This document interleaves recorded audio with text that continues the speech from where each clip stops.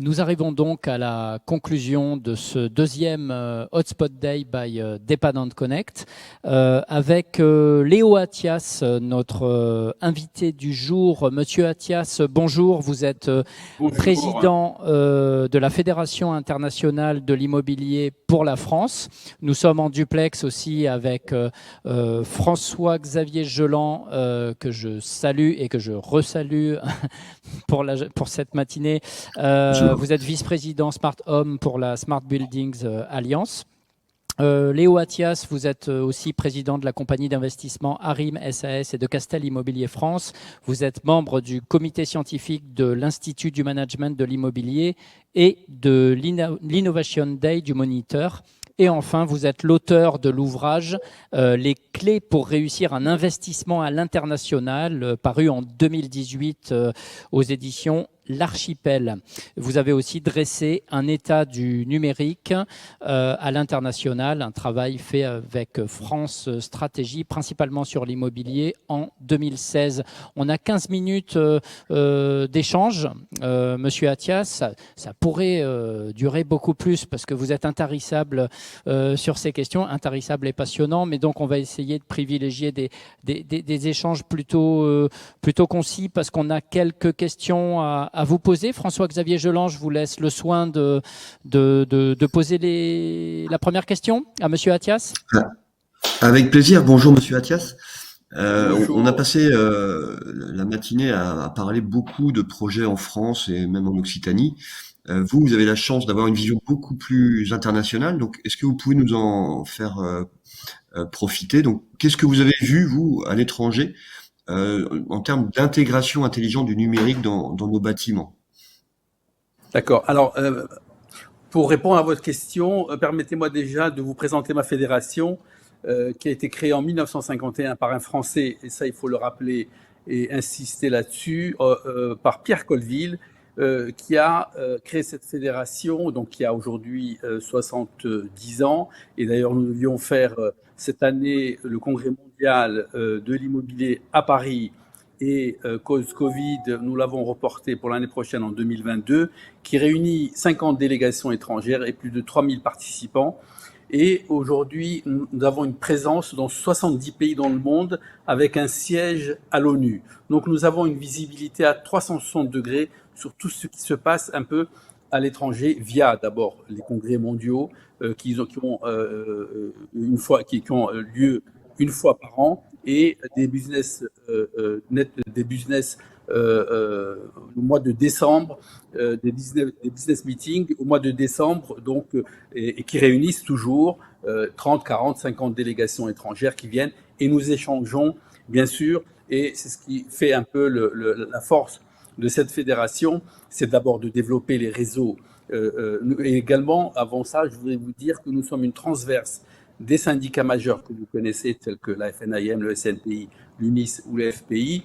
Donc nous fédérons carrément toute la profession immobilière nationale à l'international. Donc on les accompagne également. Et ce, c'est pour sécuriser, si vous voulez, les acquéreurs français qui désirent acheter à l'étranger et inversement, les étrangers qui arrivent en France pour acheter, eh ben, les honoraires passent par nos professionnels. Et ça, c'est important parce que vous savez très bien que chacun a sa mauvaise expérience d'une acquisition à l'étranger par nos Français. D'ailleurs, nous sommes, pour vous signaler, deuxième acquéreur en Espagne et premier acquéreur au Portugal. Alors, sur la question de Monsieur Geland, parce qu'on n'a qu'un quart d'heure encore, Monsieur Attias, donc est-ce que vous pouvez... J'y viens, voilà. c'est pour Merci. simplement donc, vous présenter et vous dire que on a cette visibilité et pour répondre à Monsieur Geland, nous savons ce qui se passe à l'étranger. Alors, pour vous signaler un peu sur ce qui se passe, par exemple aux États-Unis sur le numérique, et ça, c'est une révolution où l'agent immobilier ne se déplace même plus pour faire visiter un bien à un client à lui. C'est justement, il y a ce mandat exclusif et qui est extraordinaire aux États-Unis. Et d'ailleurs, j'ai beaucoup prêché pour l'installer en France. Mais bon, ça mettra du temps, mais ça viendra, je pense, avec l'évolution des nouvelles générations, c'est dès qu'il y a une recherche d'un client sur un bien particulier, et dès qu'il est identifié par l'agent immobilier, eh ben, ce dernier lui donne le code, si vous voulez, de l'immeuble, avec le code de l'appartement à visiter, avec bien sûr l'étage, la situation parfaite, et le client va tout seul visiter l'appartement, et il revient, s'il est intéressé, bien sûr, il revient vers l'agent immobilier, il est identifié, il ne peut pas aller chez un autre agent immobilier parce que le client appartient, je dis bien appartient, à l'agent immobilier qu'il a identifié en premier, ce qui n'est pas le cas en France, hein, à part si vous faites signer évidemment un bon de visite et tout. Mais aux États-Unis, le client appartient à l'agence immobilière et évidemment la transaction se fait en toute sécurité et en tout professionnalisme et dans l'intérêt de toutes les parties. Et ça, c'est très important. Donc aujourd'hui en France, nous n'y sommes pas encore, mais aux États-Unis, ils y sont. Pourquoi? Parce que il y a beaucoup de nouvelles constructions. Et dans ces nouvelles constructions, vous avez des nouveaux cahiers de charges qui imposent un peu aux promoteurs et de domotique et des digitalisations perfectionnées, un numérique. Par exemple, il y a aujourd'hui des boutons pour qu'on appuie avec un code pour ouvrir la porte d'un immeuble. On n'a plus besoin de clé, on n'a plus besoin d'une boîte aux lettres connectée également, un interphone à bouton. Bon, il y a plusieurs choses aujourd'hui qui révolutionnent un peu ces immeubles. Mais nous, en France et à Paris surtout, on a effectivement des immeubles anciens qui sont magnifiques, qui sont très beaux, et on remercie beaucoup Haussmann pour les avoir créés, mais qui ne répondent plus aujourd'hui à une demande, à une nouvelle demande en tout cas, et heureusement qu'il y a le Grand Paris qui va un peu modifier cette donne avec ces nouveaux immeubles qui sont construits un peu sur le Grand Paris et bien sûr en France également. La rénovation énergétique, la rénovation numérique, pardon, excusez-moi, la rénovation numérique du parc ancien des centres-villes. Vous parlez de Paris, mais par extension des centres-villes, des grandes métropoles. Je finis ma question. C'est un enjeu d'attractivité finalement hein, des grandes métropoles. Vous insistez là-dessus, Monsieur Attias? Oui, tout à fait. C'est un enjeu d'attractivité, mais à quel prix? À quel prix? Et ça, je pense que la Caisse des dépôts et consignations avait déjà budgété pour plus d'1 milliard d'euros pour rénover aujourd'hui ces immeubles anciens qui ne répondent plus un peu aujourd'hui à une demande, à une nouvelle demande, à une jeune demande d'ailleurs, des jeunes cadres 30-40 ans qui sont exigeants aujourd'hui, qui sont une génération née du numérique carrément et du digital et qui sont je dirais, hyper exigeants sur ce confort des domotiques des immeubles. Alors, bien sûr, la Caisse des dépôts va rénover, mais ça va être très coûteux parce qu'aujourd'hui, il y a le problème des personnes âgées qui sont chez eux et qui ne peuvent pas se payer un EHPAD, par exemple, et qui sont parfois en souffrance. S'ils avaient une domotique chez eux, en appuyant sur un bouton, ils peuvent faire appel à des pompiers, à la police, à un service médical, et malheureusement, c'est en souffrance tout ça. Mais bon, on y vient, et je pense qu'il y a une prise de conscience là-dessus, et ça se fera, mais sur une longueur de temps un peu éloignée. François-Xavier Geland, une question? Alors, je reviens peut-être un tout petit peu en arrière parce que votre exemple aux États-Unis m'intéresse, m'interpelle, et je m'interrogeais sur qui impose aux promoteurs ces systèmes domotiques en fait. Comment ça c'est pas la législation, j'imagine, donc comment ça se fait? Alors, je vais vous dire, mais c'est comme en France, hein. Je veux dire, aujourd'hui, pour construire un immeuble, vous avez un cahier des charges qui est imposé par les mairies, sauf qu'aux États-Unis, et pas qu'aux États-Unis d'ailleurs, vous pouvez aller dans les pays où on construit beaucoup, comme l'Allemagne par exemple, comme la Hollande, pas beaucoup l'Italie parce qu'ils construisent pas beaucoup, ou même en Espagne où ça construit beaucoup. Les immeubles sont au goût du jour.